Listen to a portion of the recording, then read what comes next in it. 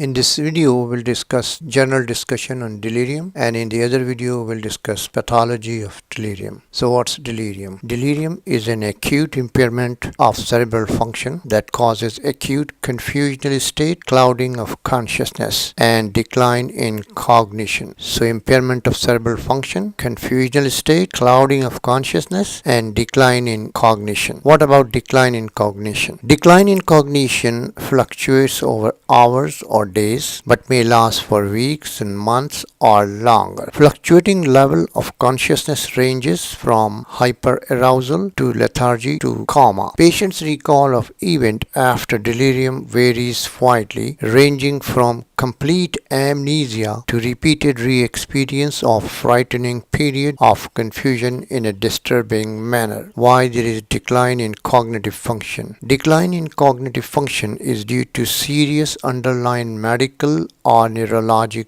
illness. Baseline cognitive impairment is common in delirium. And what's the hallmark of delirium? Hallmark of delirium is a deficit of attention. In delirium, all cognitive domains, including memory, executive function, visual spatial tasks, and language, are involved, and associated symptoms include altered sleep-wake cycle, hallucinations, delusions, and autonomic instability. What are the categories of delirium? It may be hyperactive or hypoactive. So let's discuss a hyperactive form. The example of hyperactive delirium is severe alcohol withdrawal. These patients have characteristic prominent hallucination, agitation, hyperarousal, tremors, and life-threatening autonomic instability. Patients' recall of event after delirium varies widely, ranging from complete amnesia to repeated re-experience of frightening period of confusion in a disturbing manner. The other example of hyperactive delirium may be dementia of Lewy body that has Parkinsonism, hallucination, and attentional deficit that resembles hyperactive delirium. I'll now discuss the hypoactive subtype. The example of hypoactive delirium is opioid intoxication. Hypoactive type